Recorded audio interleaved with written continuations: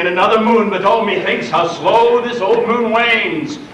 She lingers my desires. For days will quickly steep themselves in night, for nights will quickly dream away the time, and then the moon, like to a silver bow new bent in heaven, shall behold the night of our solemnities. Go, Philostrate, and stir up the Athenian youth to merriment. Awake the pert and nimble spirit of mirth. Hippolyta, I wooed thee with my sword, and won thy love in war by conquering thee, but I will wed thee in another key, with pomp, with triumph, and with reveling. Happy be Theseus, our renowned Duke. Thanks, good Aegeus. What's the news with thee? Full of vexation come I, with complaint against my child, my daughter Hermia. Stand forth, Demetrius. My noble lord, this man has my consent to marry her. Stand forth, Lysander.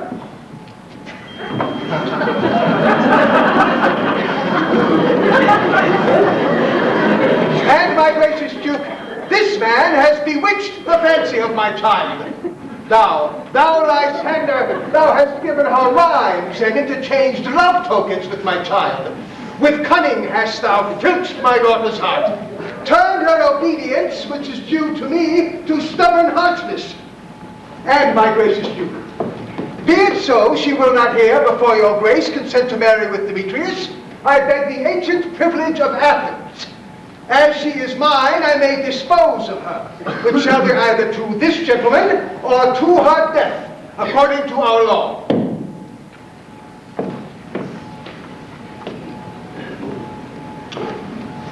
What say you, Hermia? Be advised, fair maid. To you, your father should be as a god, one that composed your beauties, yea, and one to whom you are but as a form in wax to shape as he would want or to destroy. Demetrius is a worthy gentleman. So is Lysander. In himself he is. Except for this. Wanting your father's choice, the other must be held the worthy. I would my father looked but with my eyes. Hermia, rather your eyes must with his judgment look. I do entreat your grace to pardon me. I know not by what power I am made bold. But I do beg your grace that I may know the worst that may befall me in this case, if I refuse to wed Demetrius. Either to die the death, or to forego forever the society of men. Therefore, fair Hermia, question your desires. Know of your youth, examine well your blood, whether if you yield not to your father's choice, you can endure the livery of a nun. For I, to be in shady cloister mewed, to live a barren sister all your life, chanting faint hymns to the cold, fruitless moon. Thrice blessed they that master so their blood to undergo such maiden pilgrimage. But earthlier happy is the rose distilled than that which, withering on the virgin thorn, grows lives and dies in single blessedness. So will I grow, so live, so die, my lord, ere I will yield my virgin patent up unto his lordship, whose unwished yoke my soul consents not to give sovereignty. Take time to pause.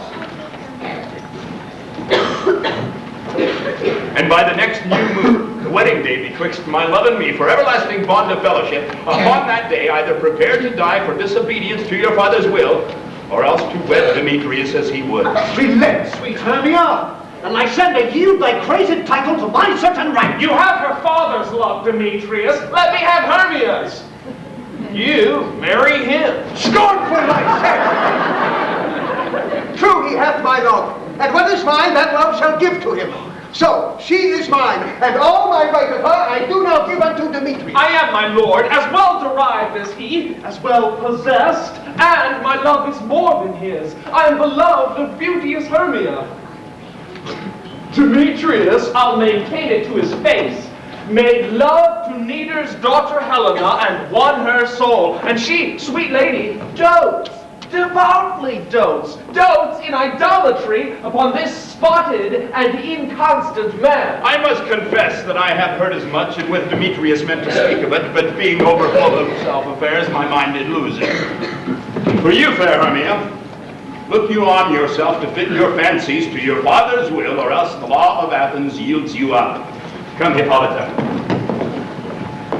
What cheer, my love? Demetrius and Aegeus, go along. I must employ you in some business about our nuptial and confer with you of something nearly that concerns yourself. With duty and desire we obey you.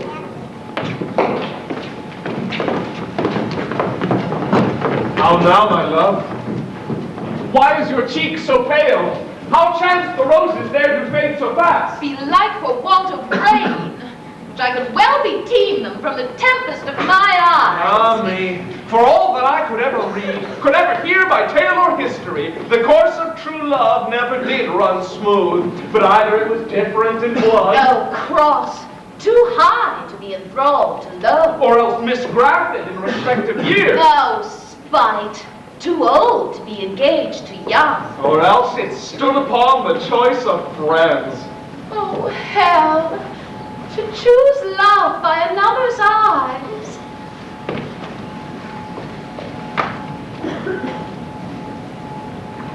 Hear me, Hermia.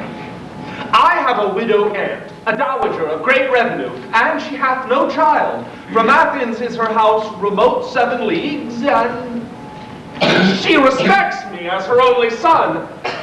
There, gentle Hermia, may I marry thee, and to that place the sharp Athenian law cannot pursue us. If thou lovest me, then escape thy father's house tomorrow night, and in the wood, a league outside the town, where I did meet thee once with Helena to do observance to a morn of May, there will I wait for thee. My good Lysander, I swear to thee by Cupid's strongest bow, by his best arrow with the golden head, by the simplicity of Venus' doves, by that which knitted souls and prosperous loves, by all the vows that ever men have broke, in number more than ever women spoke. In that same place thou hast appointed me, tomorrow truly will I meet with thee. Keep promise, love. Look, here comes Helena. But stay, fair Helena. Whither away? Call you me fair, that fair again unsay. Demetrius loves your fair. Oh, happy fair. Oh, teach me how you look and with what art you sway the motion of Demetrius' heart. I frown upon it. He loves me still. Oh, that your frowns could teach my smiles such skill. I give him curses, yet he gives me love. Oh, that my prayers could such affection move. The more I hate, the more he follows me. The more I love, the more he hateth me. His folly, Helena, is no fault of mine. None but your beauty. Would that fault were mine. Take comfort, he no more shall see my face. Lysander and myself shall fly this place. For the time I did Lysander see, seemed Athens as a paradise to me. Then what graces in my love do dwell, that he hath turned a heaven unto a hell. Helen, to you our minds we will unfold. Tomorrow night, when Phoebe doth behold her silver visage in the watery glass, decking with liquid pearl the bladed grass, a time that lovers' flight doth still conceal, through Athens' gates have we devised to steal. And in the wood where often you and I upon faint primrose beds were wont to lie, telling each other all our secrets sweet, there Lysander and myself shall meet, and thence from Athens turn away our eyes to seek new friends in stranger companies. Farewell, sweet playfellow, pray thou for us, and good luck grant thee thy Demetrius. Keep word, Lysander. We must starve our sight from lovers' food till tomorrow. Deep. Helena, do. As you on him, Demetrius dote on you.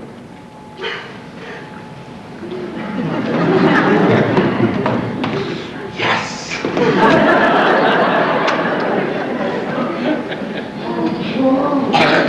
How happy some or other some can be. Through Athens I am thought as fair as she. But what of that? Demetrius thinks not so. He will not know it all, but he do know. And as he errs doting on Hermia's eyes, so I, admiring of his qualities. Things base and vile, holding no quantity, love can transpose to form and dignity. Love looks not with the eyes, but with the mind, and therefore is winged Cupid painted blind. Nor hath love's mind any judgment taste. Wings and no eyes figure unheedy haste, and therefore is love said to be a child, because in choice he is so oft beguiled. As waggish boys in games themselves forswear, so the boy love is perjured everywhere. For ere Demetrius looked on Hermia's eye, he hailed down oaths that he was only mine. And when this hail some heat from Hermia felt, so he dissolved in showers of oaths did melt. I will go tell him of fair Hermia's flight. Then to the wood will he tomorrow night pursue her. And for this intelligence, if I have thanks, it is a dear expense. But herein mean I to enrich my pain, to have his sight thither and back again. Oh. Kids!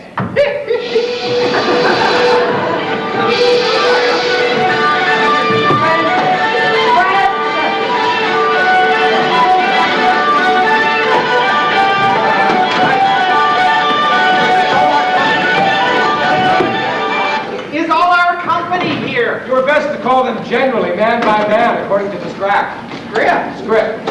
Here is the list of every man's name who has thought fit through all Athens to play in our interlude before the Duke and the Duchess on his wedding day at night. First, good Peter Quint, say what the play treats on. Then read the names of the actors, and so grow to a point. Mary, our play is the most lamentable comedy and most cruel death of Pyramus and Thisbe. Oh, a very good piece of work, I assure you. And a very.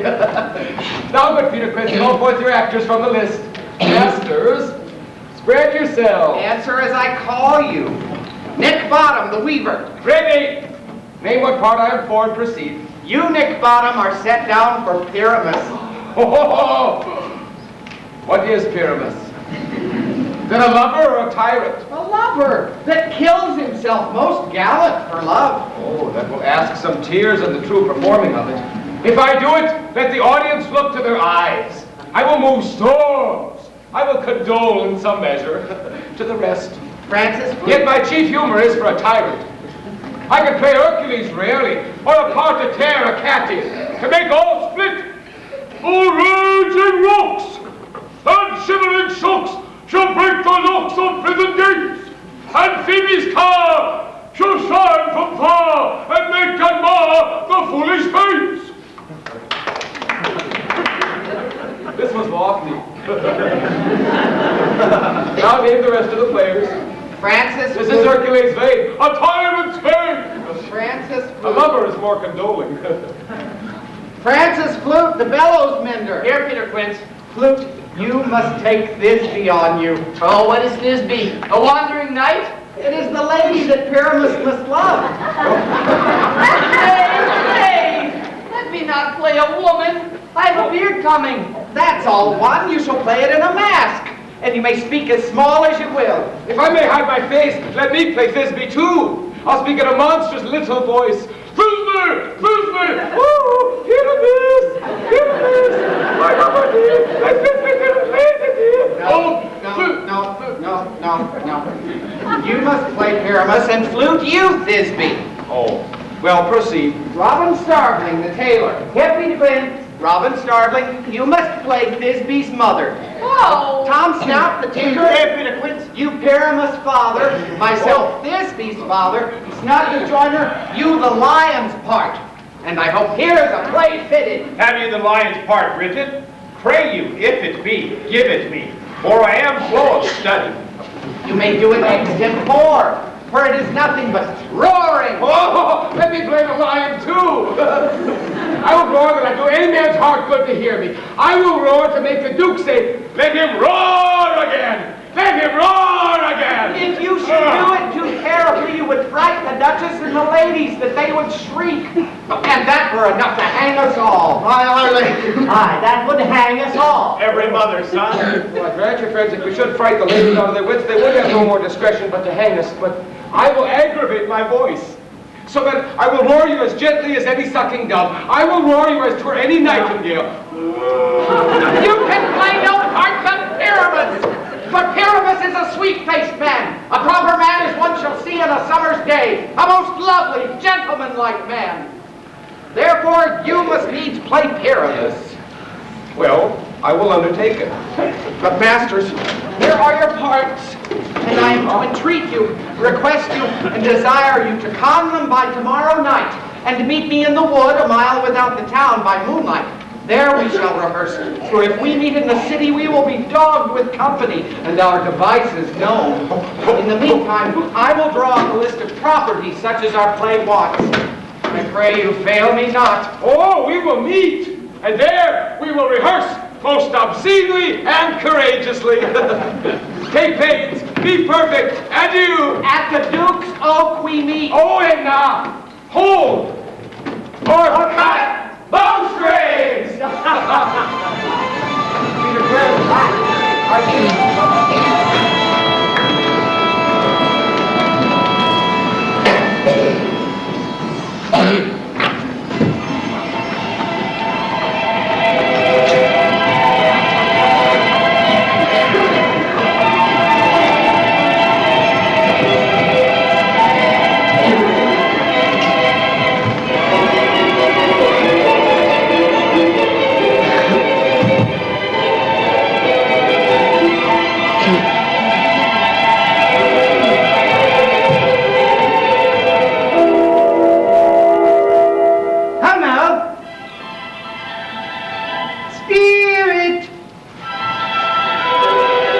Whither wander you?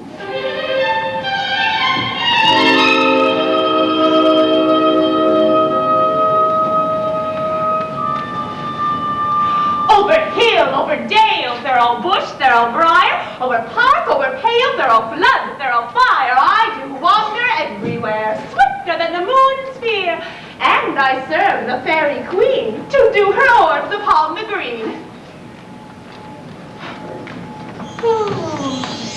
Farewell, thou mob of spirits, I'll be gone. Our queen and all her elves come here anon. The king that kicked his rebels here tonight. Take heed, the queen. Come not within his sight. Her Oberon be passing fell and drab, because that she is her attendant has a lovely boy, stolen from an Indian king. She never had so sweet a changeling, and jealous Oberon would have the child knight of his train to roam the forests wild. But she perforce withholds the lovely boy, crowns him with flowers, and makes him all her joy. And now they never meet in grove or green, by fountain clear or spangled starlight sheen, but they do clash, that all their elves, for fear, creep into acorn cups and hide them there. Either I mistake your shape and making quite, or else you are that shrewd and knavish sprite called Robin Goodfellow. Are not you he that scares the maidens of the villagery? Those that hobgoblin call you and sweet puck, you do their work and they shall have good luck. Are not you he? Thou speakest right. I am that very wanderer of the night. I jest to Oberon and make him smile. When I have fat and been a fed horse beguile, neighing in likeness of a filly foal. Sometimes lurk I in a gossip's bowl, in very likeness of a roasted crab. And when she drinks, against her lips I bob, and on her withered dewlap pour the ale. But room fairy, here comes Oberon. And here my mistress, would that he were gone. Aha!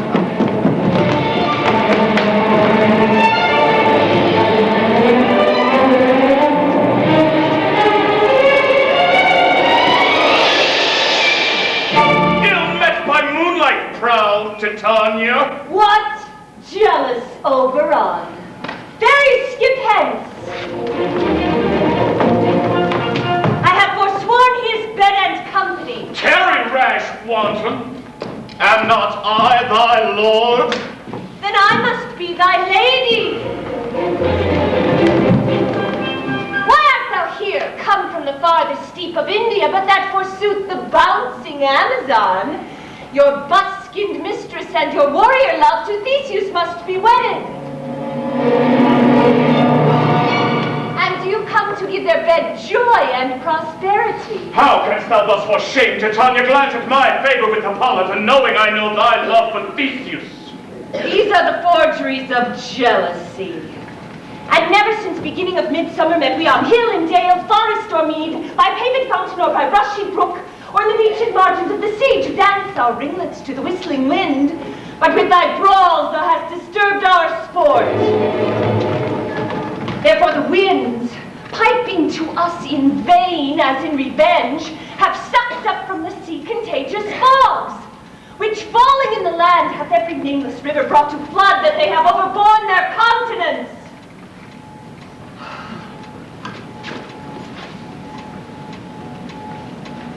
The human mortals lack their winter here. No night is now with him or carol blessed. Therefore the moon, the governess of floods, pale in her anger, spoils all the air that rheumatic diseases do abound. And this same progeny of evils comes from our debate, from our dissension. We are their parents and original. Do you amend it then? It lies in you. Why should Titania cross her Oberon? I do but beg a little changeling boy to be my henchman. Set your heart at rest. The fairy land buys not the child of me. His mother was a votress of my order. And in the spiced Indian air by night, full often hath she gossiped by my side, and sat with me on Neptune's yellow sands, marking the embarked traders on the flood. And we have laughed to see the sails conceive and grow big-bellied with the wanton wind, which she, with pretty and with swimming gait following, her womb then rich with my young squire, would imitate, and sail upon the land to fetch me trifles, and return again as from voyage rich with merchandise.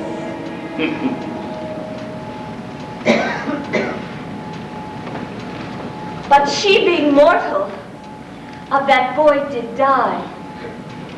And for her sake do I rear up her boy, and for her sake I will not part with him. How long within this wood intend you stay? perchance till after Theseus' wedding day. If you will patiently dance in our rounds and see our moonlight revels, go with us.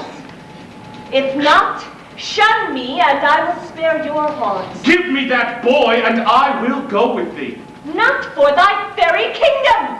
Bear it away. We shall chide downright if I longer stay. Well, go thy way. Thou shalt not from this grove till I torment thee for this injury. My gentle Puck, come hither. Thou rememberest when once I sat upon a promontory and heard a mermaid on a dolphin's back, uttering such dulcet and harmonious breath that the rude sea grew civil at her song, and certain stars shot madly from their spheres to hear the sea maid's music? I remember. That very time I saw, but thou couldst not, lying between the cold moon and the earth, Cupid, all armed. Certain aim he took at a fair damsel throned by the west, and loosed his love shaft smartly from its bow, as it should pierce 100,000 hearts. I could see young Cupid's fiery shaft, quenched in the chaste beams of the watery moon, and marked I where the bolt of Cupid fell.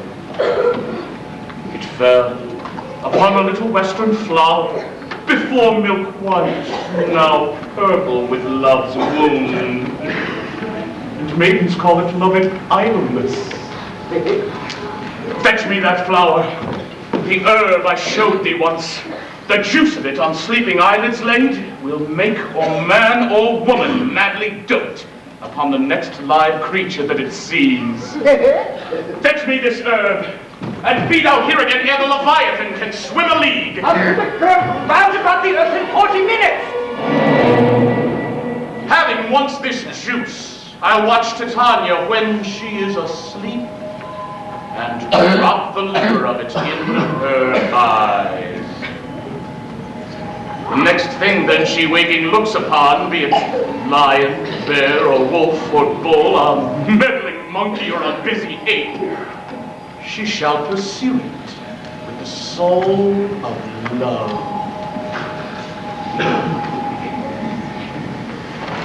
And ere I take this child from off her sight, as I can take it with another herb, I'll make her render up the child to me. But who comes here?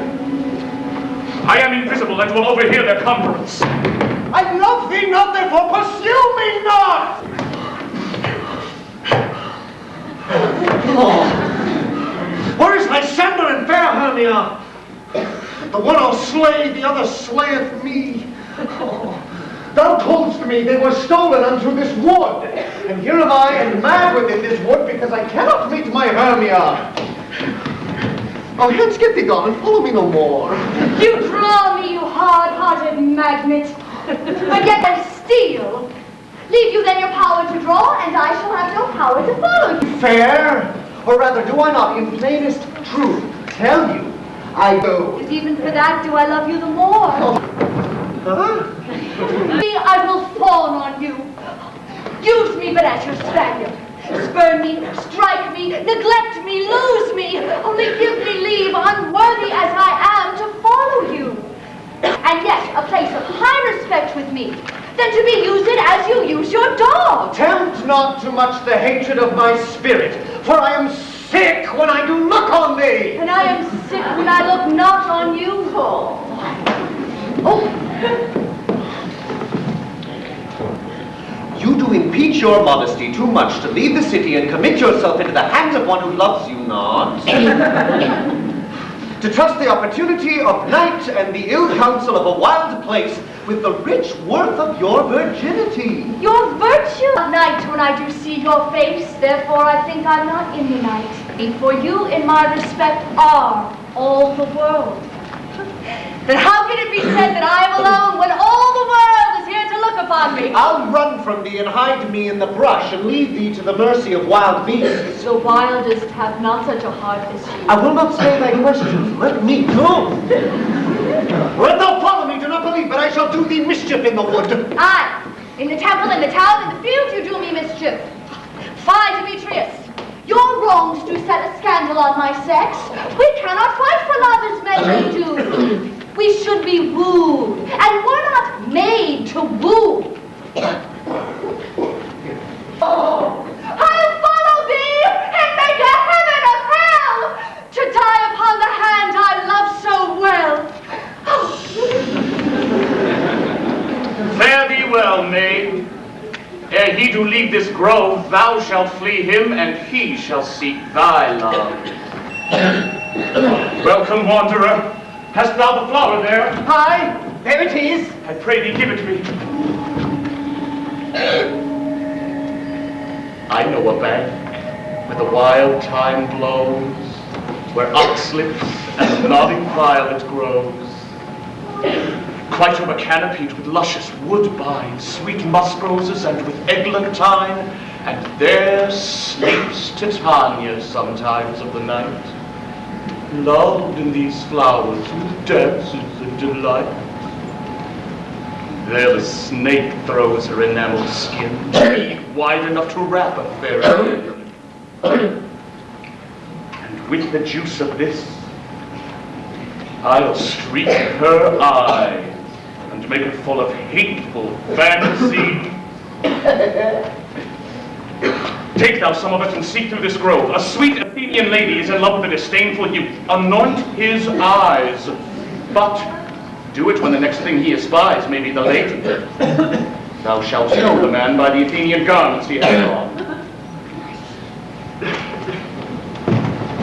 Effect it with some care, that he may prove more fond on her than she upon her love. And look thou meet me ere the first cock crow. Fear not, my lord. Your servant shall do so.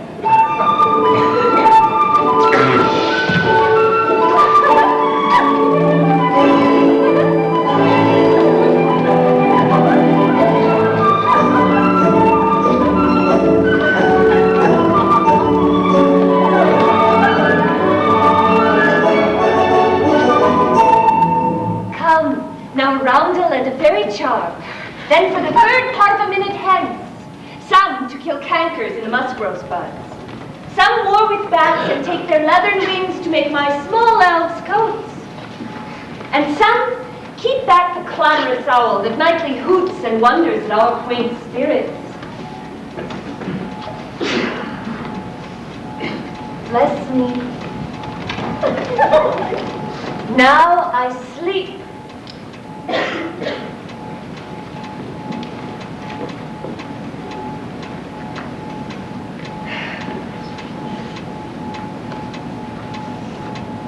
So to your offices and let me rest. You spotted snake. Newts and blindworms do no wrong. Come not near our fairy queen. Never hide. So good night. Harm be not bound. Hence, away. Now all is well. One aloof stands sentinel.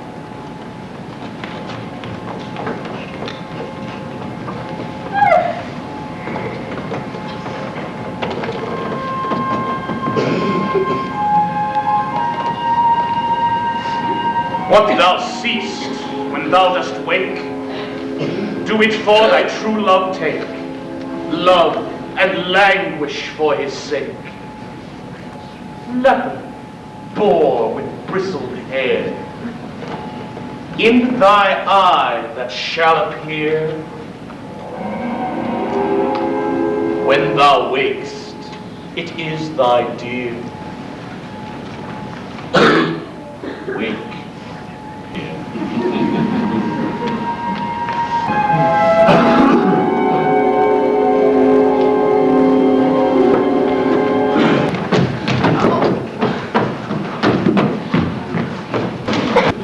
Fair love, you faint with wandering in the wood.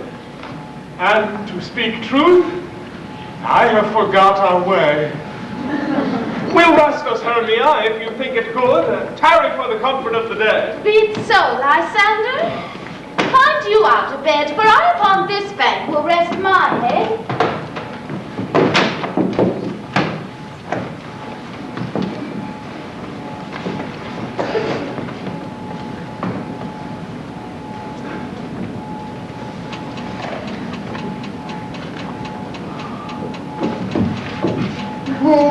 One turf shall serve as pillow for us both. One heart, one bed, two bosoms, and one trunk. Nay, good Lysander. For my sake, my dear, lie further off yet. Do not lie so near. Oh, take the sense, sweet, of my innocence.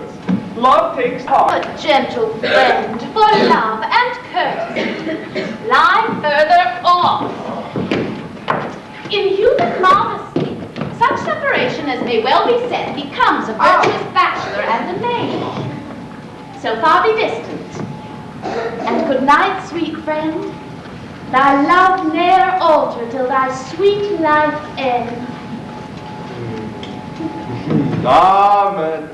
Amen. To that fair prayer say I, and end my life when I am loyalty.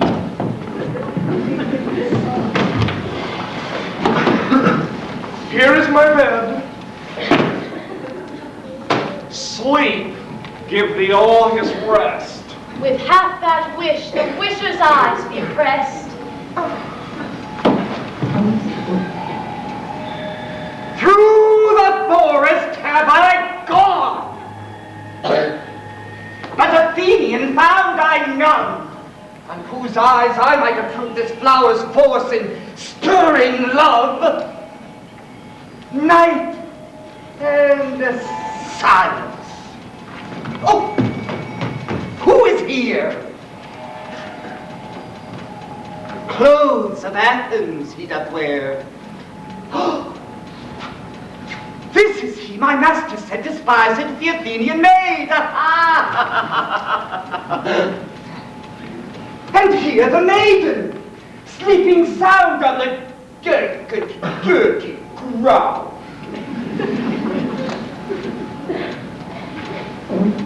Pretty soul, she durst not lie near this lack love, this kill courtesy. Churl. Upon my eyes I throw all the power this charm doth hold.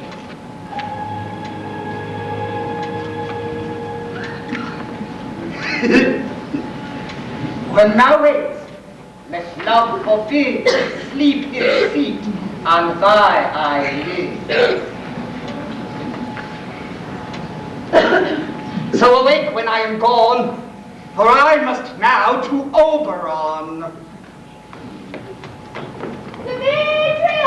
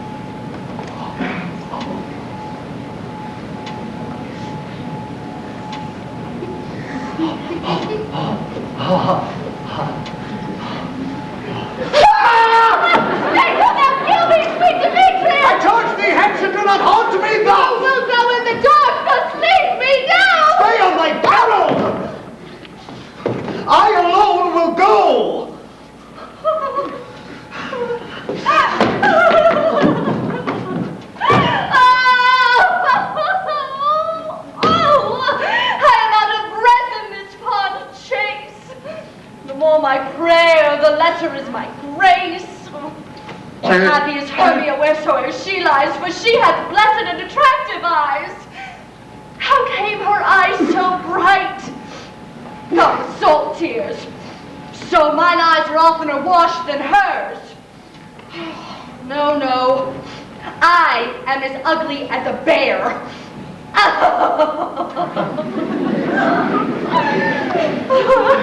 For beasts that meet me run away for fear. Therefore no marvel though Demetrius do as does a monster fly my presence thus? Oh. But who's here? Lysander on the ground? Dead? Or asleep? I see no blood, no wound. Lysander, if you live, good sir, awake! And run through fire I will for thy sweet sake. Transparent Helena, nature shows art that through thy bosom makes me see thy heart. Where is Demetrius? How bitter a word is that vile name to perish on my sword. Oh, do not say so, Lysander, say not so. What, though he love your Hermia? Lord, what though? Yet Hermia still loves you. Then be content. Content with Hermia? No, I do repent the tedious minutes I with her have spent. Not Hermia, but Helena I love. Who will not change a raven for a dove? The will of man is by his reason swayed, and reason says you are the worthier maid. Wherefore was I to this keen mockery born? When at your hands did I deserve this scorn? It's not enough, young man, that I did never, no, nor never can deserve a sweet look from Demetrius' eye. But you must flout my insufficiency. Good troth, you do me wrong. Good sooth, you do in such disdainful manner me to woo. Don't let her hear me. Oh, that a lady of one man refused should by another therefore be abused.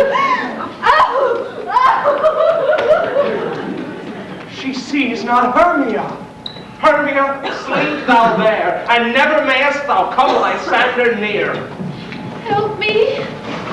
Lysander, help me. Do thy best to pluck this crawling serpent from my breast. Ah, me, for pity. What a dream was here. Lysander, look how I do quake with fear. Methought a serpent ate my heart away, and you sat smiling at his cruel prey. Lysander? What, removed? Lysander? Lord? What? Out of hearing? Gone? No sound? No word? Alas, where are you? Speak, and if you hear, speak, oh loud. I swoon almost with fear. No? Then I well perceive you are not nigh.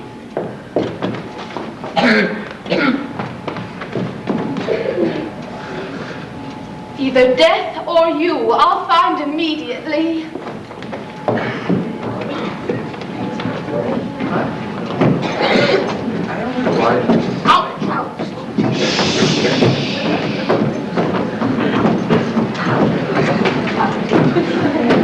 Are we all met? Pat, Pat. And here's a marvelous convenient place for our rehearsal. This green plot shall be our stage, and this hawthorn brake our dressing room. And we will do it in action as we will do it before the Duke. Peter Quills. What sayest thou, bully bottom?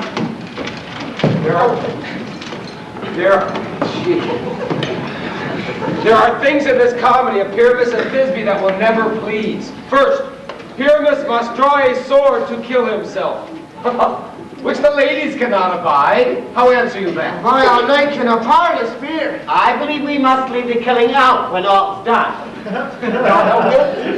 I have a device to make all well. Write me a prologue. And let the prologue seem to say, we will do no harm with our swords, and that Pyramus is not killed indeed. And For the more better assurance, tell him that I, Pyramus, am not Pyramus, but Bottom the Weaver. This will put them out of fear. Well, we shall have such a prologue. Will not the ladies be afeard of the lion? I fear it, I promise you. Oh, masters! Oh, you ought to consider with yourselves to bring in, God shield us, a lion among ladies.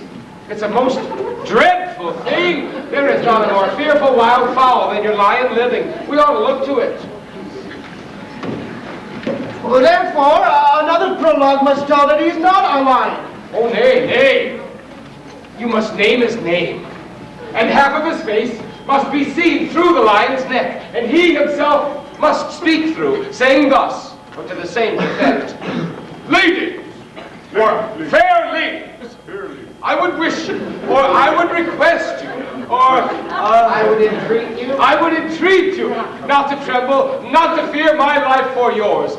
If you think I come hither as a lion, to a pity of my life, no, I am no such thing. I am the man as other men are. And then let him name his name and tell them plainly he is Snug the Joiner. It shall be so. But there is two hard things. That is to bring the moonlight into the chamber, for you know, Pyramus and Thisbe meet by moonlight.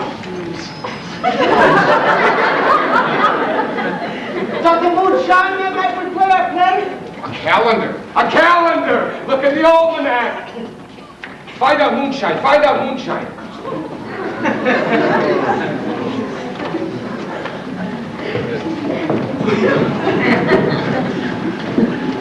Yes, it does shine that night.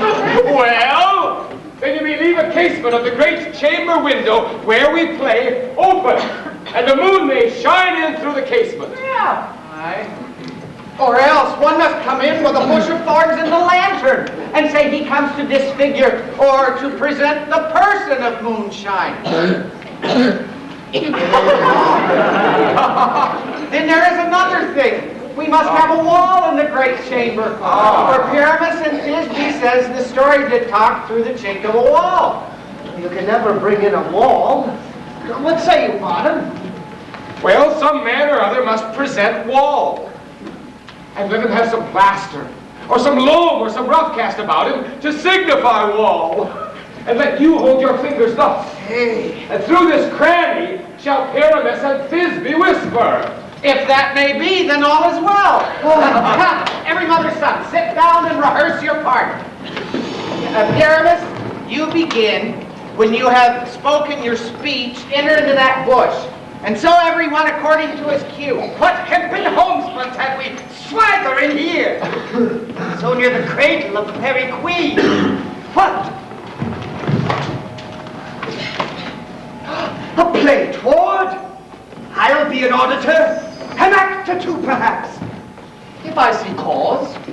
Speak, Pyramus, and Thisbe stand forth. Thisbe, the flowers of odious savor sweet. Odors.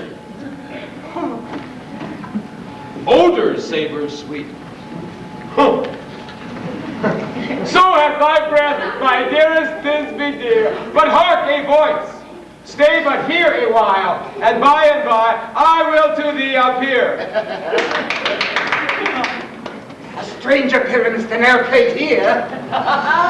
Roar? Not yet. Must I speak now? Aye, there you must be. For you must understand, he goes but to see a noise that he heard, and is to come again. Most radiant Pyramus, most lily-white of hue, of color like the red rose on triumphant briar, most frisky juvenile, eke most lovely Jew, as truest horse that yet would never tire. I'll meet thee, Pyramus, at Ninny's tomb. Ninus tomb, man! Why, you must not speak that yet. That you answer to Pyramus. You speak all your part at once, cues and all. Pyramus, enter. Your cue is past. It is never tired. As truest horse that yet would never tire. If I were fair, Thisbe, I were only thine. Oh, monstrous! Oh, strange! We are haunted! Pray, masters! Fly, masters!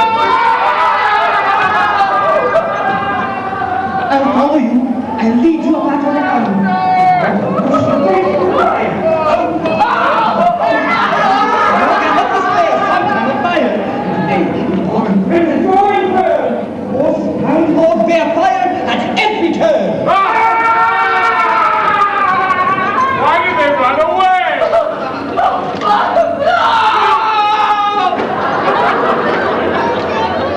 Oh, this is a knavery of them to make me afeard. Oh, madam, thou art changed. What do I see on thee? What do you see? You see an ass head of your own, do you? Bless thee, madam, bless thee. Thou art translated.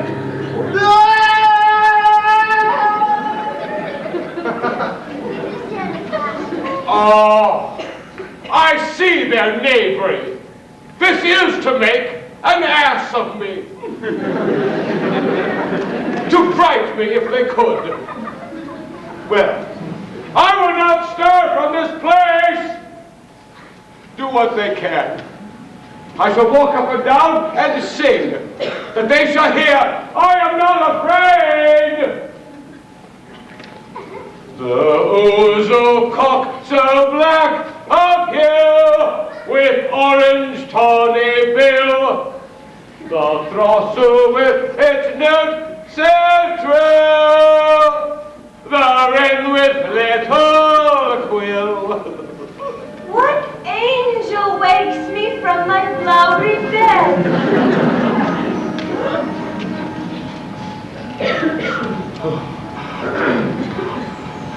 The finch, the sparrow, and the lark, the plain-song cuckoo gray, whose note for many a man's a mark, and dare not answer nay.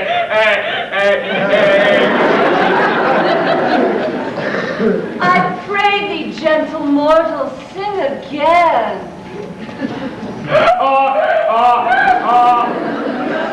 Mine ear is much enamored of thy note. So is mine eye enthralled to thy shape. And thy fair virtue's force perforce doth move me on the first view to swear, I love thee.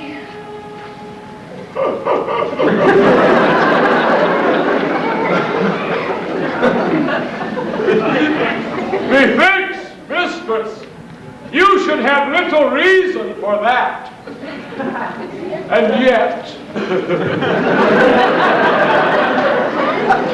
to say the truth, reason and love keep little company together nowadays. The more the pity some honest neighbors will not make them friends. Nay, I can gleek upon occasion. Thou art as wise as thou art beautiful. Oh, nay. Not so, neither. Oh. But if I had wit enough to get out of this wood, I'd have enough to serve mine own turn. Out of this wood do not desire to go. Thou shalt remain here whether thou wilt or no.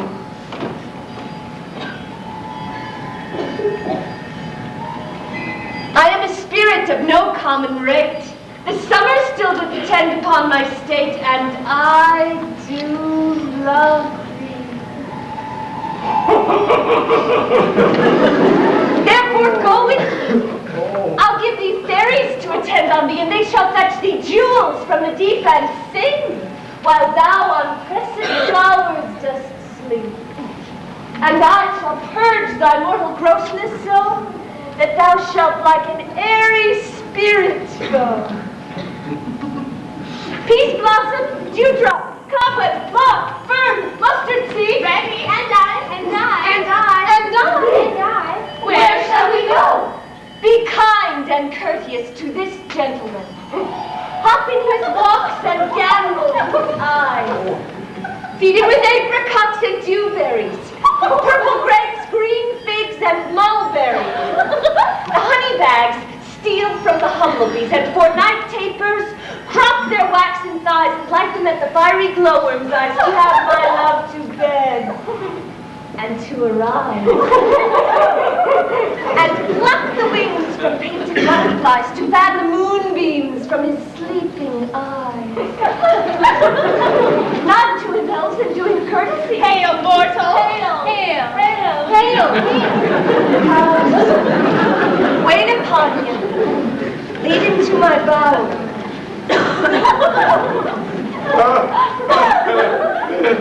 The moon, methinks, looks with a watery eye. And when she weeps, weeps every little flower, lamenting some enforced chastity.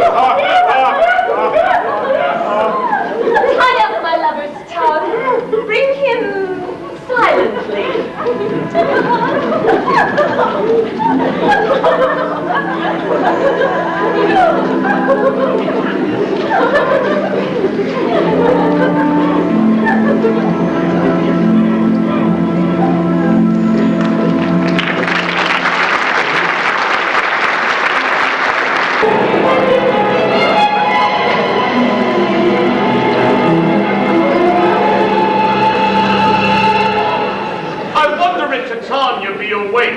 Then what it was that next came in her eye, which she must dote on in extremity.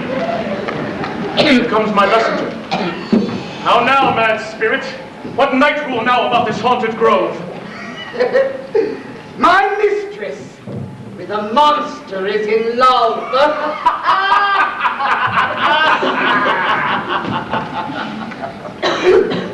Near to her close and consecrated bower, while she was in her dull and sleeping hour, a crew of patches, rude mechanicals that work for bread upon Athenian stalls, were met together to rehearse a play, intended for great Theseus' nuptial day. The shallowest, thick skin of that foolish group forsook his scene and entered in a break.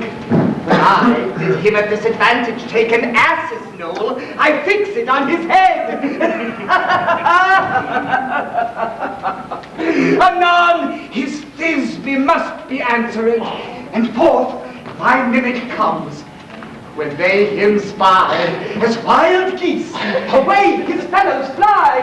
I led them on in this distracted fear, and left sweet Pyramus translated there. When in that moment, so it came to pass, Titania waked, and straightway loved an ass.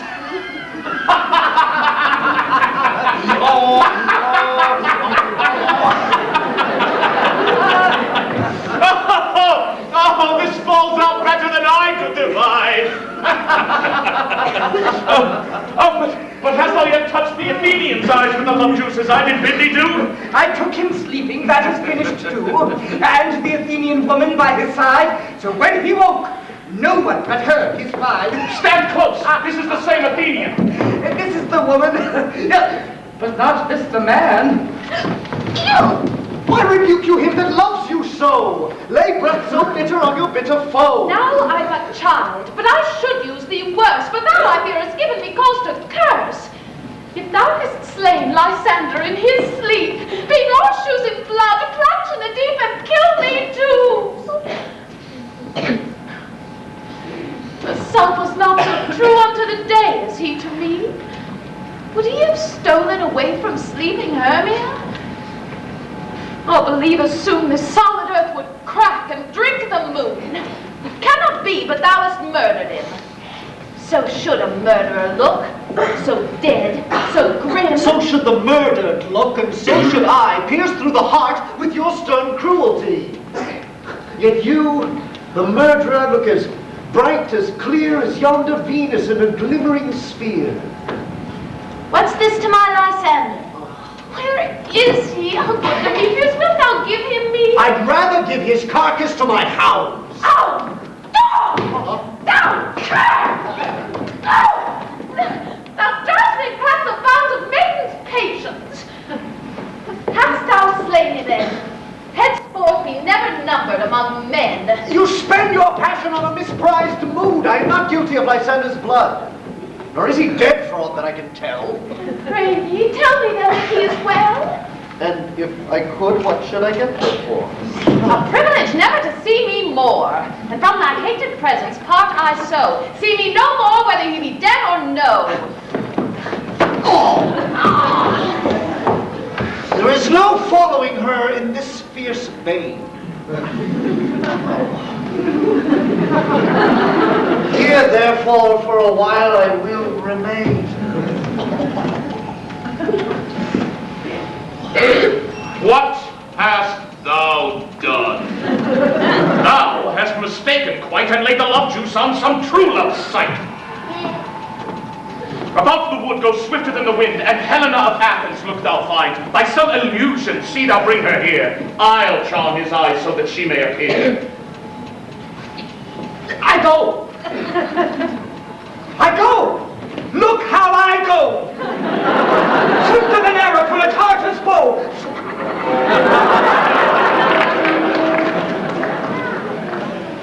Flower of his purple dye, hit with Cupid's archery, sink in apple of his eye. When his love he doth espy, let her shine as gloriously as the Venus of the sky. When thou wakest, if she be by, beg of her for remedy. Captain of a furry band, Helena is here at hand, and the youth mistook by me, pleading for a lover's fee. Shall we their fond pageants see? Lord, what fools these mortals be! Stand aside! The noise they make will cause Demetrius to wake. Then will two at once woo one, and that must needs be sport alone. Those things do best please me, if that fall preposterously. Why should you think that I should woo in scorn? Scorn and derision never come in tears. Look, when I vow, I weep, and vows so born in their nativity all truth appears.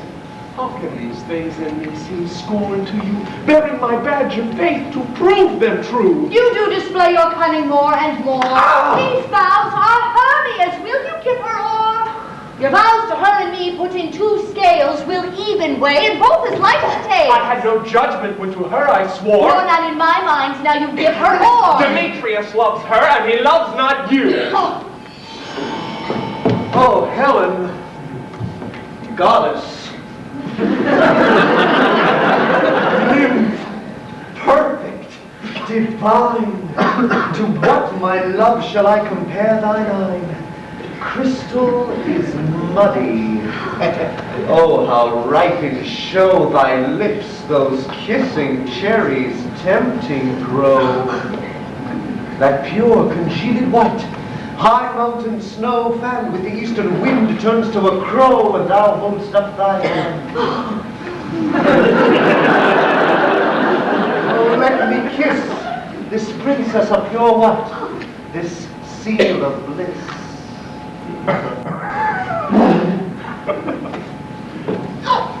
Oh, hell! Now I see you all are bent to set against me for your merriment. Can you not hate me, as I know you do? But you must join in souls to mock me too? To vow and swear and super praise my parts when I am sure you hate me with your hearts. You both are rivals and love Hermia. And now both rivals to mock Helena! You are unkind, Demetrius. Be not so, for you love Hermia. This you know I know, and here with all goodwill, with all my heart, in Hermia's love I yield you up my part, and yours of Helena to me bequeath, whom I do love, and will do to my death. Oh, never did mockers waste more idle breath. Lysander, keep thy Hermia, I will not. Ere I loved her, all that love is gone. My heart to her but as guest-wise sojourned, and now to Helen is at home returned, there to remain. Helen, it is not so. Well, thy love comes, yonder is thy dear. Thou art not by mine eye, Lysander, found. Mine ear, I thank it, brought me to thy sound. But why unkindly didst thou leave me so? Why should he stay whom love doth press to go? What love could press Lysander from my side? Lysander's love, that would not let him bide. Fair Helena, who more engilds the night than all yon fiery orbs and eyes of light.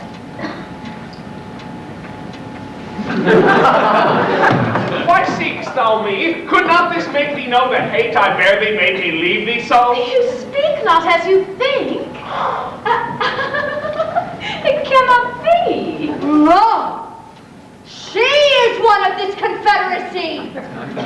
Now I perceive they have conjoined, all three, to fashion this false sport in spite of me.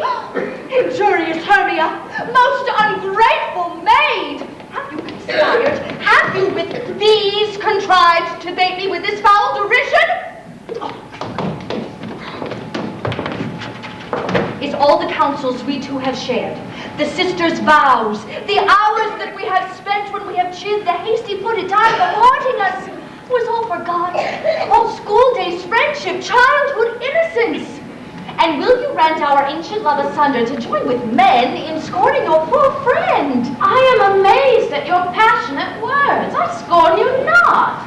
Seems that you scorn me. Have you not set Lysander as in scorn to follow me and praise my eyes and face? And then your other love, Demetrius, who even but now did spurn me with his foot, to call me goddess, nymph, divine, and rare. But though I be not so embraced as you, so hung upon with love, so fortunate, but miserable most to love unloved. This you should pity rather than despise. I understand not what you mean by this. I do persever. Counterfeit sad looks, make mouths upon me when I turn my back, wink at each other, hold the sweet jest up. This sport well carried shall be chronicled. But bear you well, 'tis partly my own fault which death or absence soon shall remedy. Stay, fair Helen. Hear my excuse, my love, my life, my soul, fair Helen. Oh, sweet, do not scorn her so. Oh. I love thee, by my life I do. I swear by that which I will lose for thee to prove him false that says I love thee not. I say I love thee more than he can do. If thou say so, withdraw and prove it too. Quick, come! Lysander, where'd you tempt all this? Away, you idiot! No, he'll seem to break loose. Take on as you would follow, and yet come not. You're a tame man. Go! Hang off, thou cat! Thou bird! Vile thing, let loose, or I will shake thee from me like a serpent! Why are you grown so rude? What changes this sweet love? My love? Out, tawny tartar! Out! Out! Of the venison! Oh, ancient potion! Hence! Do you not jest? Yes, Susan, so do you. Demetrius, I will keep my word with thee. How would I have your bond?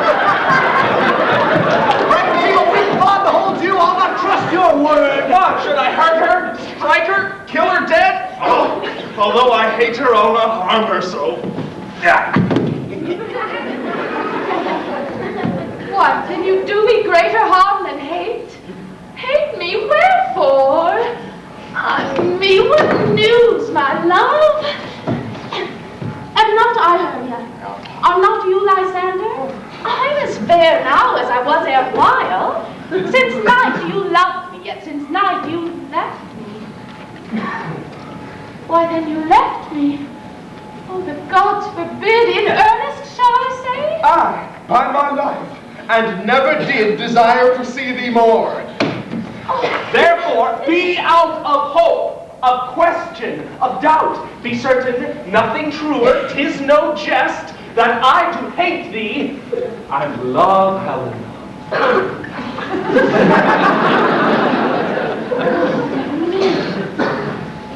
You juggler, you canker blossom, you thief of love. What? Have you come by night and stolen my love's heart from him? Fight it, Kate. Have you no modesty, no maiden shame, no touch of bashfulness? What, will you tear impatient answers from my gentle tongue? Fie, you counterfeit. You, puppet, you. Puppet? Why, so. Aye, that way goes the game. Now I perceive that she hath made compare between our statures. She hath urged her height, and with her personage, her tall personage, her height, forsooth, she hath prevailed with him. And high in his esteem because I am so dwarfish and so low? How low am I, thou painted maypole? Speak! How low am I? I am not yet so low but that my nails can reach under thine eyes. I pray you, though you must be gentlemen, let her not harm me. Oh, I was never cursed. I had no gift at all in truishness. I'm a right maid for my cowardice.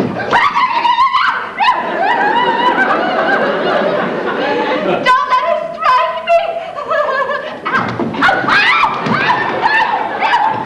They perhaps think because she is something lower than myself that I can match her. Lower? Hark again!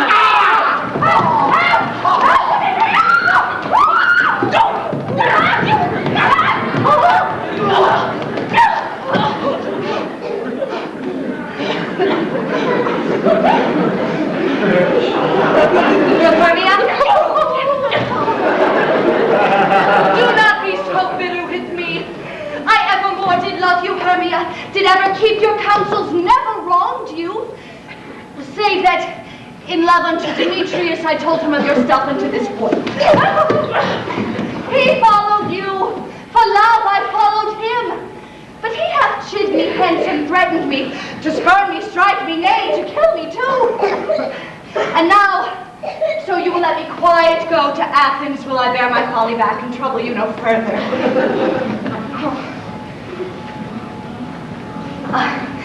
Let me go. You see how simple and how fond I am. Why, get you gone. Who is it that hinders you? A foolish heart that I leave here behind. What, with Lysander? With Demetrius!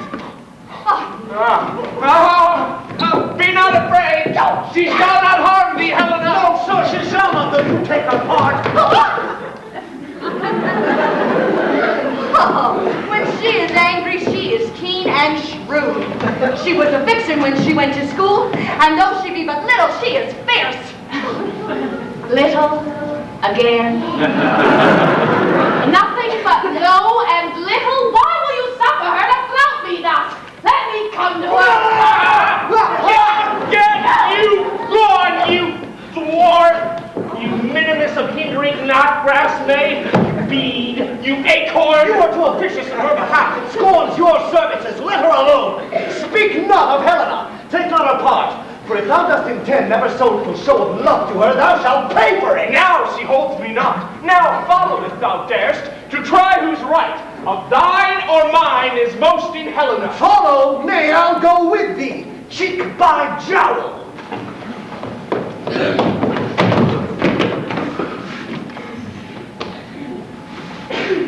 You, mistress. All this turmoil starts with you. Nay, go not back. I will not trust you, I. No longer stay in your cursed company. Your hands and mine are beautiful of fray. My legs are longer, though, to run away. I am amazed. Know not what to say.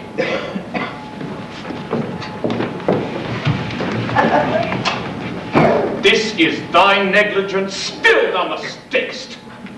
Or else committ'st thine knaveries willfully. Believe me, King of Shadows, I mistook. Did you not tell me that I should know the man by the Athenian garments he had on? And so far, blameless proves my enterprise, that I have anointed an Athenian's eyes. So far, my glad it so did sort, as this their jangling I esteem a sport. Thou seest these lovers seek a place to fight. Hie therefore, Robin, overcast the night. The starry welkin cover thou anon with drooping fog as black as Acheron. And lead these testy rivals so astray as one come not within another's way, till o'er their brows death counterfeiting sleep with leaden legs and batty wings doth creep. Then crush this herb into Lysander's eye, whose liquor hath this virtuous property, to take from thence all error with his might, and make his eyeballs roll with wonted sight. When they next wake, All this derision shall seem a dream and fruitless vision, and back to Athens shall the lovers wend, with vows of love that death shall never end. Whilst I in this affair do thee employ, I'll to my queen and beg her Indian boy. Then I will her charmed I release from monster's view, and all things shall be peace. My very lord, this must be done with haste. For night's swift dragons come in clouds full fast, and yonder shines Aurora's harbinger, at whose approach ghosts, wandering near and far, troop home to churchyards, damned spirits all, that in crossways and floods have burial. But we are spirits of another sort. I, the morning's child, have oft made sport. And like a forester the groves may tread, even till the eastern gate, all fiery red, opening on Neptune with fair blessed beams, turns into yellow gold his salt green streams. But notwithstanding haste, make no delay. We may effect this business yet ere day.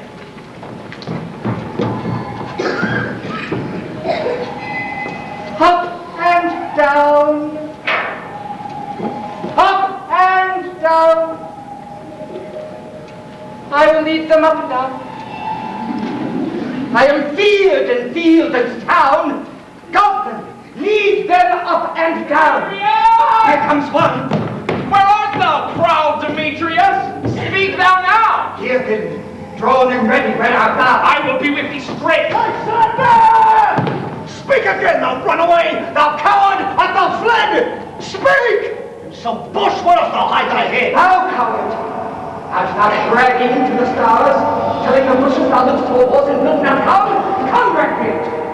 Come, thou child, I'll whip thee with a rod. He is defiant that was a sword on thee. Gee, art thou there? Follow my voice. We'll try no manhood drop.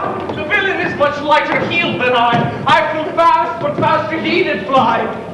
And fallen am I in dark, uneven way. And here will rest me.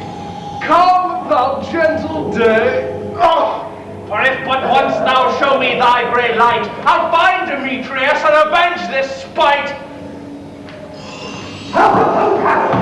I come now. Thou runs before me, shifting every place, and darest not stand or look me in the face. What art thou now? Come hither, I am here. Nay, then thou mockst me. Thou shalt buy this dear, if ever I thy face by daylight see. Now go thy way. Fakeness constraineth me to measure out my length on this cold bed. Thy day's approach, look to me visited. Oh, weary night, oh, long and tedious night, abate thy hours. Shine comforts from the east. And sleep, that sometimes shuts up sorrow's eyes, steal me a while for mine own company. Oh.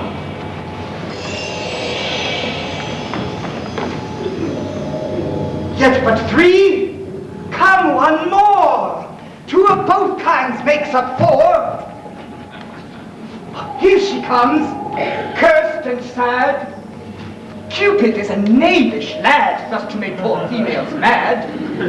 Never so weary, never so in woe. Bedabbled with the dew and torn with briars, I can no further crawl, no further go. My legs can keep no pace with my desires. Here will I rest me till break of day. Heavens, shield Lysander, they mean a fray.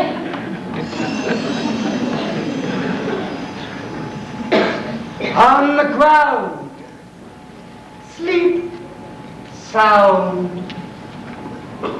I'll apply to your eye, gentle lover, remedy.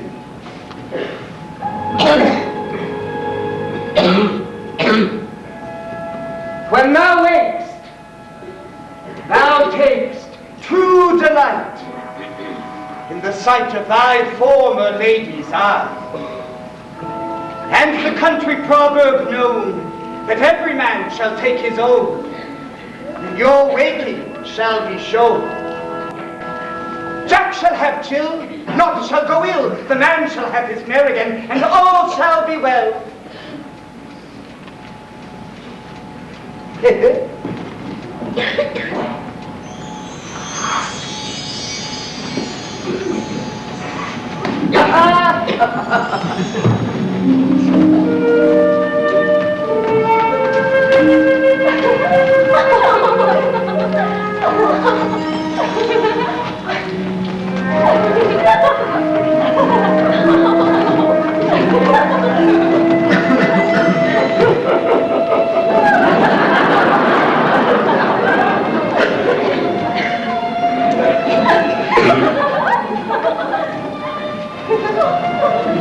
Come, sit me down upon this flowery bed, while I thy amiable cheeks do coy, and stick musk roses in thy sleek, smooth head, and kiss thy fair, large ears. My gentle joy. Oh, where's Peas Blossom? Ready?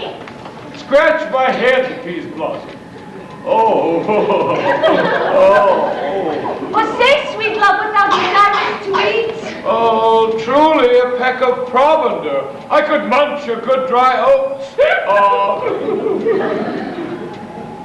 Methinks I have a great desire to a bottle of hay. Good hay, sweet hay hath no fellow. I have a venturous fairy that shall seek the squirrel's horn and fetch thee some nuts. I'd rather have a handful or two of dried peas. But I pray you, let none of your people stir me. I have an exposition of sleep come upon me.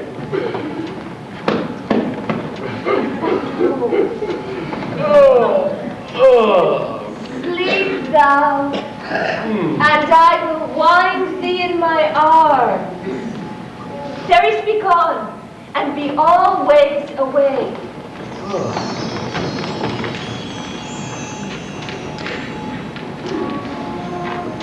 So doth the woodbine, the sweet honeysuckle gently entwist.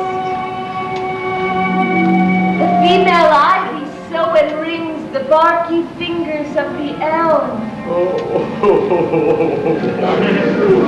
Oh, how I love thee!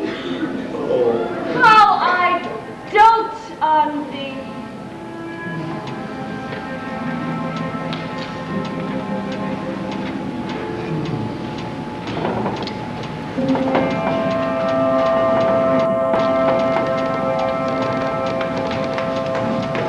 Welcome, good Robin.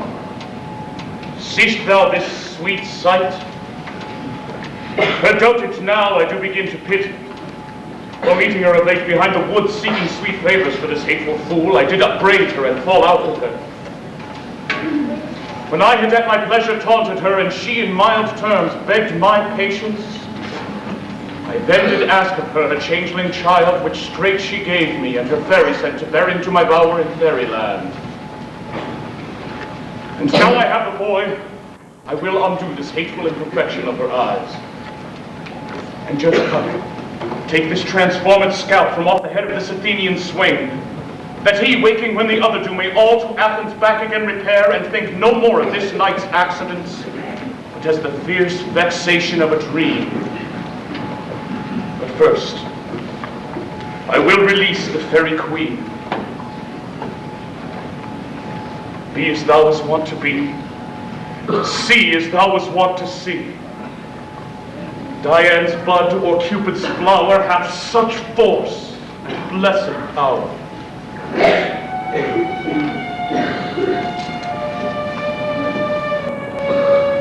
Now, my Titania, wake you, my sweet queen.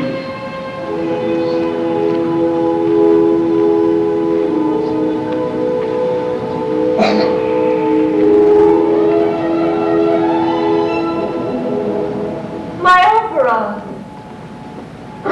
what visions have I seen? Methought I was enamored of an ass. There lies your love. How came these things to pass? Oh, how mine eyes do loathe his visage now! Silence a while. Robin, take off this head. Titania, music call, and strike more dead than common sleep of all these five the sense. Music, how music such as charmed sleep? Thou when thou wakest, with thine own fool's eyes peep. Sound, music. Come, my queen, take hands with me. And rock the ground whereon these sleepers be.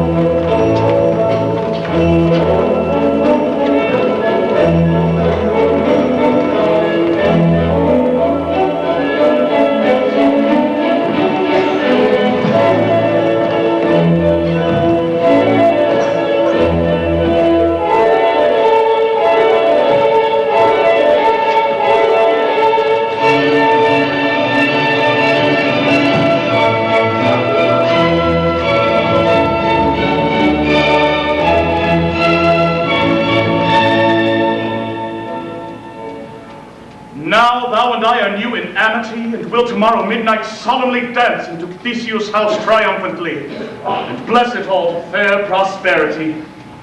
There shall the pairs of faithful lovers be wedded with Theseus, all in jollity. Very keen, attendant Mark, I do hear the morning lark. Then, my queen, in silent sad trip we after night shade, we the globe can compass soon swifter than the wandering moon.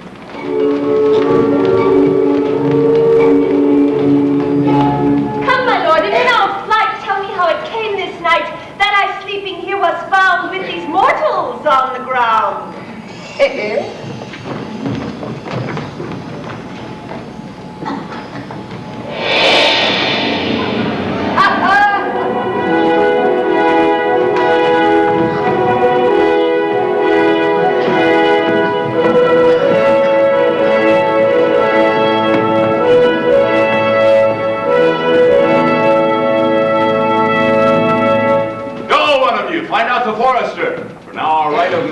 Performed. And since we have the morning of the day, my love shall hear the music of my hounds. What nymphs are these? My lord, this is my daughter here asleep, and this Lysander. This Demetrius is, this Helena, Onita's Helena. I wonder if they're being here together. No doubt they rose up early to observe the rite of May, and hearing our intent, came here in grace of our solemnity. But, speaking, Theus, is this not the day Hermia should give answer of her choice? It is, my lord. Go, bid the huntsmen wake them with their horns.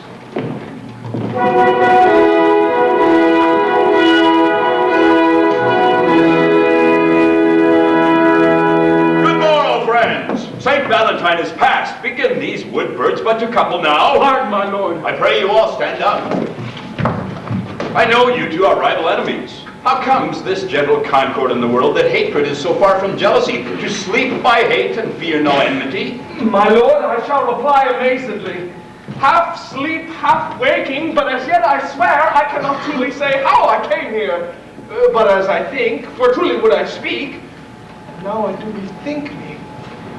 So it is. I came with Hermia hither. Our intent was to be gone from Athens, where we might without the peril of the Athenian war. Enough, my lord, you have enough! I beg the law upon his head! They would have stolen away! They would, Demetrius, thereby to have defeated you and me! You of your wife, and me of my consent that she should be your wife! My lord, fair Helen told me of their stealth, of this their purpose hither to this wood, and I in fury hither followed them, fair Helena in fancy following me. But, my good lord, I know not by what power, but by some power it is. My love to Hermia melted as the snow. Seems to me now as the remembrance of an aged toy which in my childhood I did dote upon.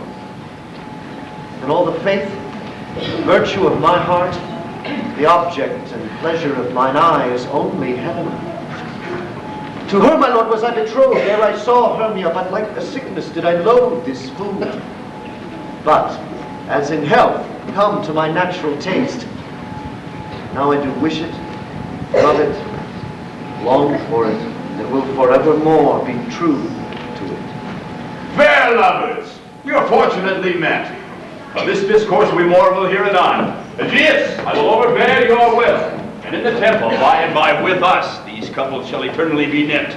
Away with us to Athens, 3 and 3 will hold a feast in great solemnity. Come here, fellow.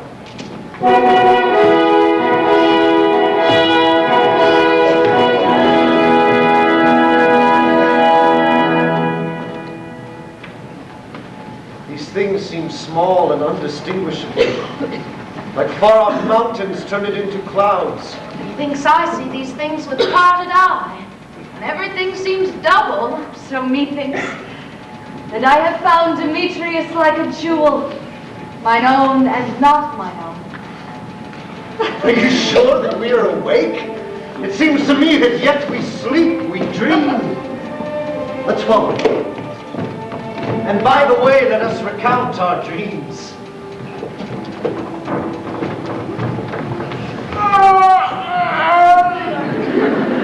When my cue comes, call me and I will answer. My next is most fair Pyramus. Hey ho! Peter Quails! Clute the bellows mender! Snout the tinker! Starveling!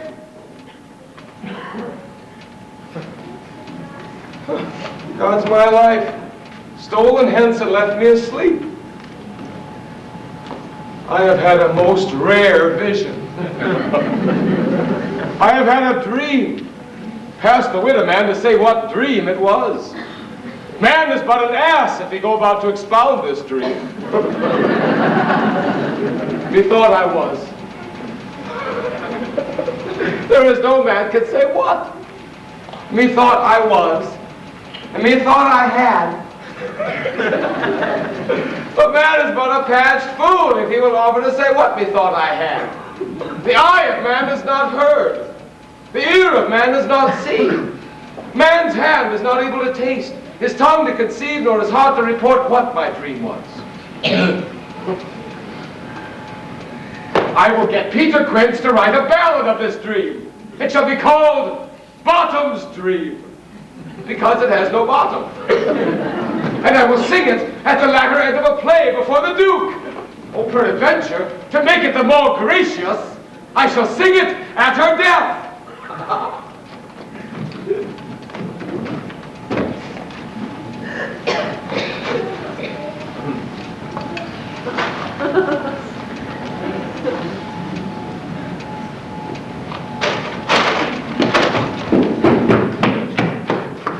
Have you sent to Bottom's house?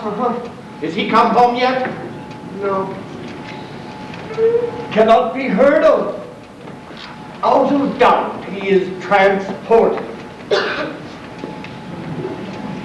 Did he not come, then the play is marred? It go not forward, doth it? It is not possible. You have not a man in all Athens able to discharge Pyramus, Bindi. No. He has simply the best wit of any handicraft man in Athens. Yea, and the best person, too. Masters! Masters! Masters! The Duke is coming from the temple, and there is 2 or 3 lords and ladies more merry. If our sport had gone forward, we had all been made men. Oh, sweet bully Bottom! Thus hath he lost 6 pence a day during his lifetime. He could not escape 6 pence a day, and if the Duke had not given him 6 pence for playing Pyramus, I'll be hanged. You would have deserved it. 6 pence a day in Pyramus or nothing. Where are these lads? Where are these hearts?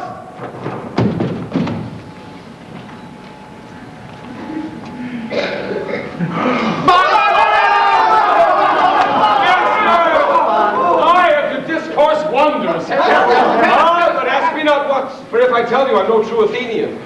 I will tell you everything right as it fell out. Not a word of me. All I will say is the Duke hath died. Get your apparel together, good strings to your beards, new ribbons to your pumps. Meet presently at the palace, every man before his part. For the short and long is, our play is preferred. In any case, let Thisbe have clean linen. And let not him that plays the lion pare his nails, for they shall hang out as the lion's claws. Oh, and most of your actors eat no onions or garlic, for we are to utter sweet breath. And I do not doubt but to hear them say, it is a sweet comedy. No more words. Away! Go away!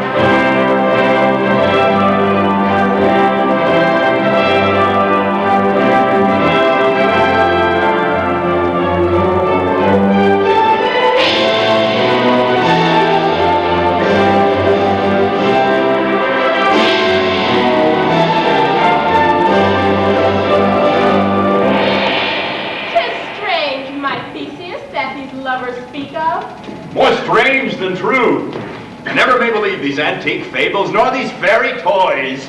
Lovers and madmen have such seething brains, such shaping fantasies that apprehend more than cool reason ever comprehends. The lunatic, the lover, and the poet are of imagination all compact. But all the story of the night told over, and all their minds transfigured so together, it grows to something of great constancy, but howsoever strange and admirable. Here come the lovers, full of joy and mirth.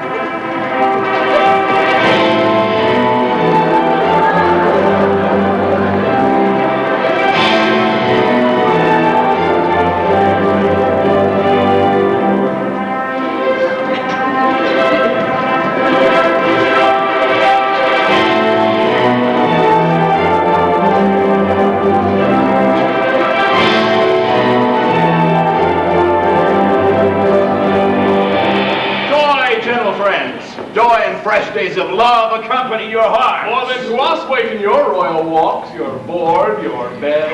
Come, what masquerade, what dances shall we have to wear away this long age of 3 hours between our supper and our wedding night? Where's our usual manager of mirth? What revels are in hand? Is there no play to ease the anguish of a torturing hour? Call Philostrate. Here, mighty Theseus. Say, what diversion have you for this evening? I have a list of entertainments. Make choice of which your highness will see first. The battle with the centaurs to be sung by an Athenian eunuch to the harp. Well, none of that. That have I told my love in glory of my kinsman Hercules. The thrice 3 muses mourning for the death of learning, late deceased in beggary. That is some satire, keen and critical, not sorting with a nuptial ceremony. A tedious brief scene of young Pyramus and his love Thisbe. Very tragical mirth. Merry and tragical? Tedious and brief? That is hot ice and wondrous strange snow. How shall we find the concord of this discord? A play there is, my lord, some 10 words long, which is as brief as I've known a play, but by 10 words, my noble lord, it is too long, which makes it tedious. For in all the play, there's not one word apt, one player fitted. What are they that do play it? Hard-handed men that work in Athens here, which never labored in their minds till now, and now have toiled with their unbreathed memories with the same play against your nuptials. And we will hear it. No, my noble lord, it's not for you. Oh, I've heard it over. It's nothing in the world. Unless you can find sport in their intent. I will hear that play. For never anything can be amiss when simpleness and duty tender it. Go bring them in. Take your places, ladies. I want not to see simple men made fools. Why, gentle sweet, you shall see no such thing. He says they can do nothing of this sort. Our sport will be to take what they mistake and consider the care and effort made. Love, therefore, and tongue-tied simplicity, and least speak most of my capacity. So please, your grace, the prologue is addressed. Let him approach.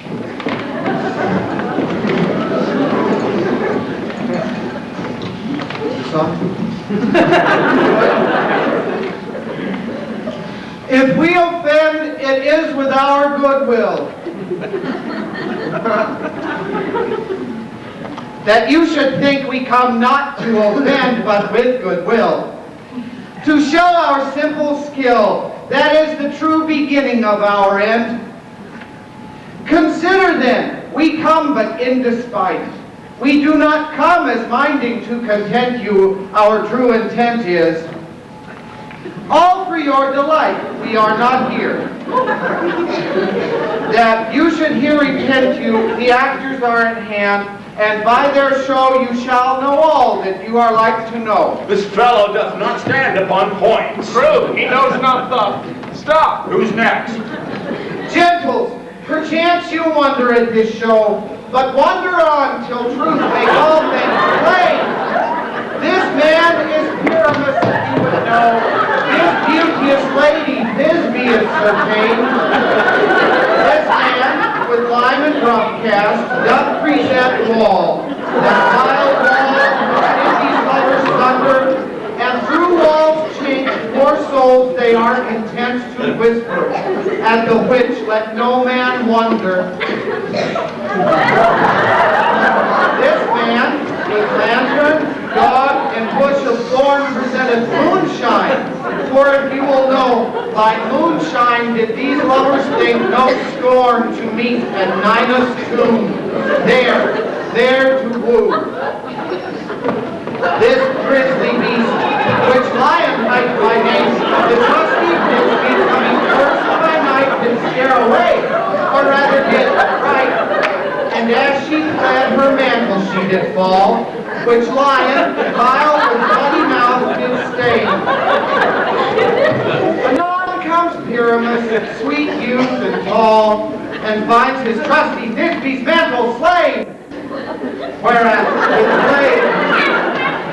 with bloody blameful blade, he bravely broached his boiling bloody breast. And Thisbe, carrying in mulberry shade, his dagger drew and died. For all the rest, let lion, moonshine, wall, and lovers twain at large discourse, while here they do remain.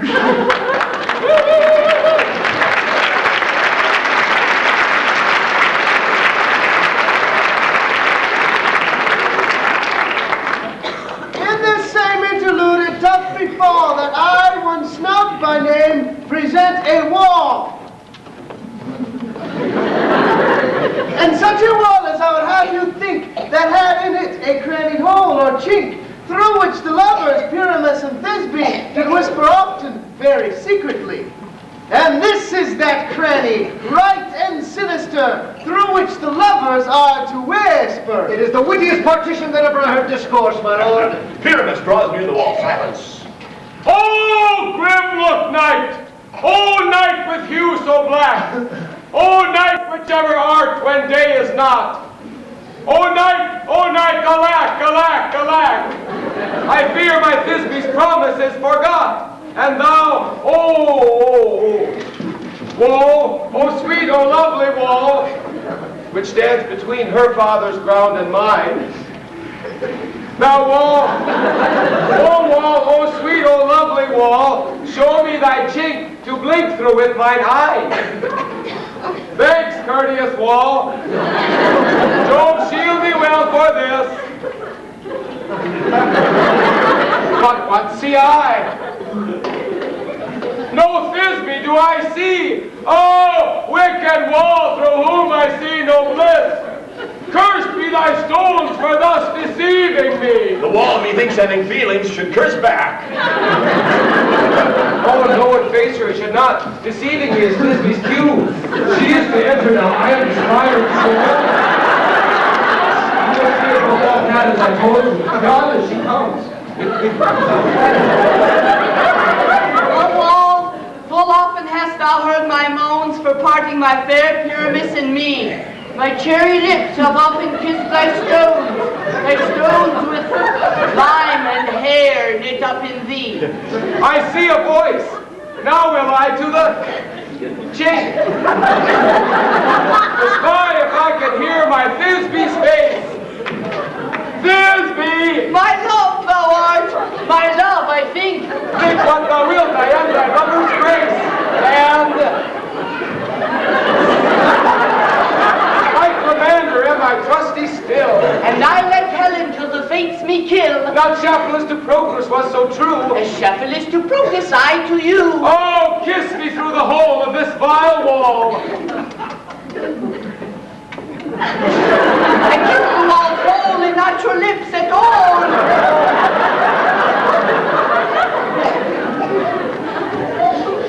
Wilt thou at Ninny's too meet me straightway? Tide life, tide death, I come without delay. Thus have I while my part discharged so, and being thus done while away doth go. This is the silliest stuff that ever I heard. Here come two noble beasts, in a man and a lion. You, lady, you whose gentle hearts do fear, the smallest monstrous mouth.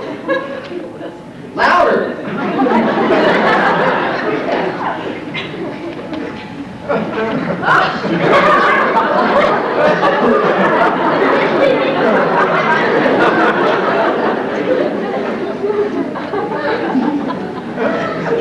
You, ladies, you whose gentle hearts do fear, the smallest monstrous mouse that creeps on floor, may now perchance both quake and tremble, dear, when lion rough in wildest rage doth roar. Then know that I, as Snug the joiner, am a lion's fell, nor else no lion's dam. For if I should as lion come in strife into this place, 'twere pity on my life. A very gentle beast, and of good conscience. Thank you. Let us listen to the moon. This lanthorn doth the horned moon present. Should have worn the horns on his head. This, How else would he the man in the moon? this lanthorn doth the horned moon present. Myself, the man in the moon, do seem to be. I am aweary of this moon. This, Would he would change. this, Proceed, moon. all I can say is tell you that this lanthorn is the moon, I the man in the moon, this thorn bush, my thorn bush, and this dog, my dog. Silence, here comes Thisbe.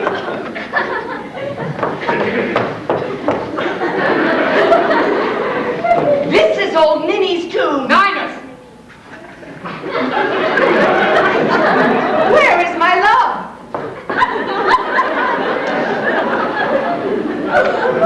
Where is my love? Start now.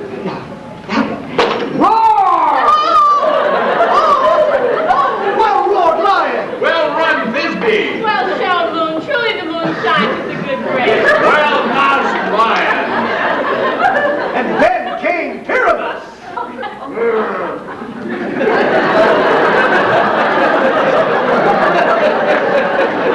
Sweet moon, I thank thee for thy sunny beams. I thank thee, moon, for shining now so bright. For by thy gracious glittering golden gleams, I come to take up truest Thisbe sight.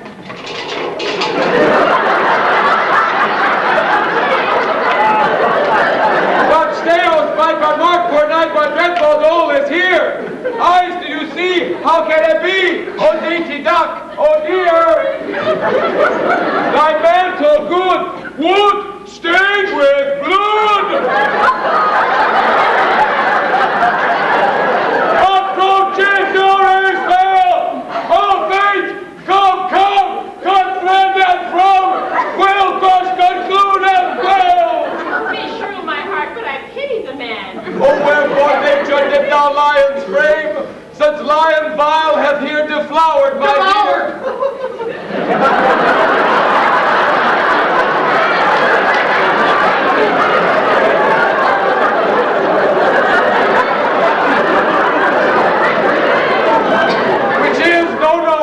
Which was the fairest dame that lived, that loved, that liked, that looked with cheer. Come tears confound, out sword, and wound the path of terrible. Oi, that left half, where hawk doth hawk, doth die I love.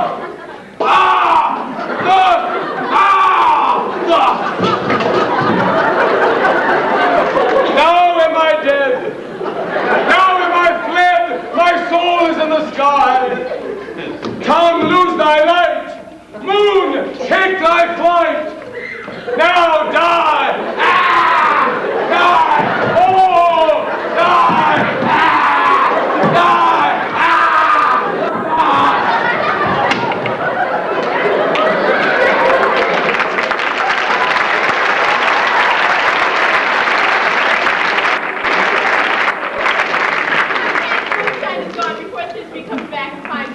She finds it by starlight. Here she comes.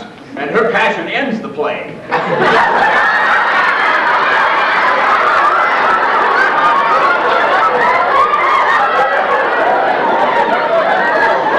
My love? What? Dead, my dove? Oh, Pyramus, arise! Speak, speak, quite dumb!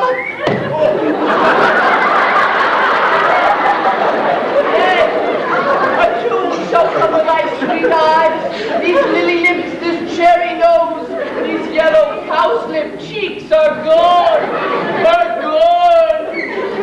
Lovers make moan, his eyes were green as leeks. Oh, sisters three, come, come to me, with hands as pale as milk. Lay him in gore, since you have shore with shears his thread of silk. Tom, not a word. Come, trusty sword, come lay my breast in brew. Farewell, friends, thus Thisbe ends. Adieu, adieu, adieu.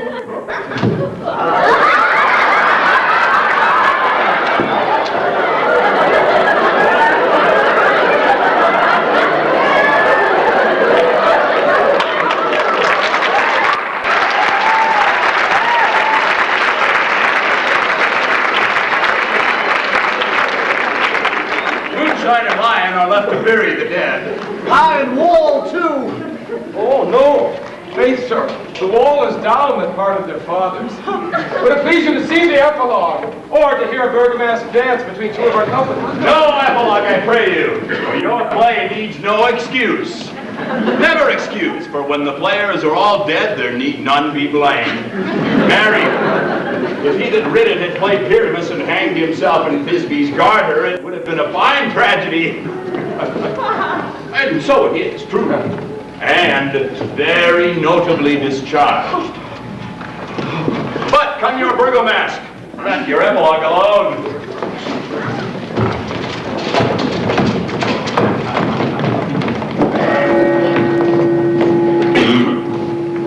The iron tongue of midnight hath told 12. Lovers, to bed. 'Tis almost fairy time. I fear we shall outsleep the coming morn as much as we this night have watched. This palpable gross play hath well beguiled the heavy gate of night. Sweet friends, to bed. A fortnight hold we this solemnity in nightly revels and new jollity.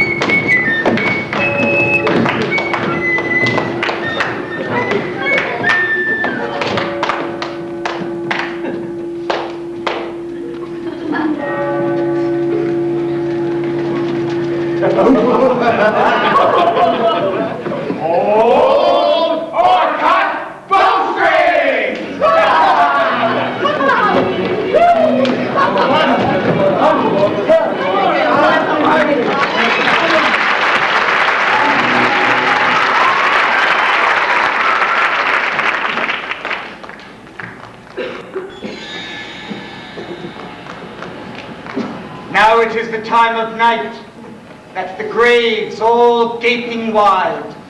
Every one lets forth his sprite, in the churchway paths to glide. And we ferries that do run, are the triple Hecate's team from the presence of the sun, following darkness like a dream, now our frolic.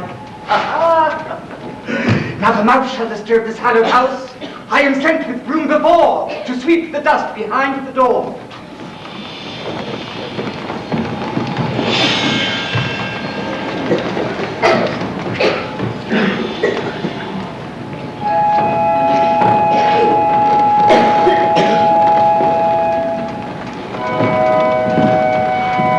Through this house, give glimmering light by the dead and drowsy fire. Every elf and fairy sprite, as light as bird from briar. Hand in hand with fairy grace, will we sing and bless this place.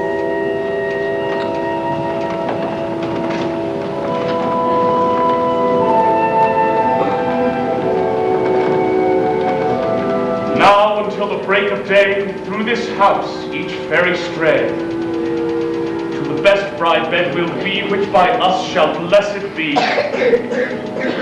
And the issue there create ever shall be fortunate. So shall all the couples three ever true in loving be.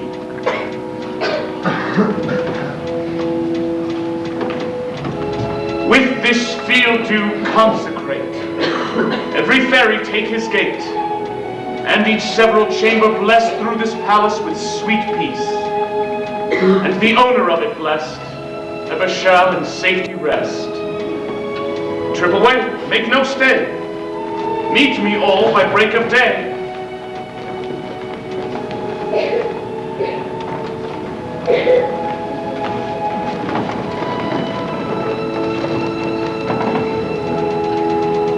If we shadows have offended, think but this, and all is mended. That you have but slumbered here, while these visions did appear, and this weak and idle theme no more yielding but a dream. Gentles, do not reprehend. If you pardon, we will mend. And as I am an honest Puck, if we have unearned luck now to escape the serpent's tongue, we shall make amends ere long, else the Puck a liar call. So good night unto you all. Give me your hands if we be friends, and Robin shall restore amends.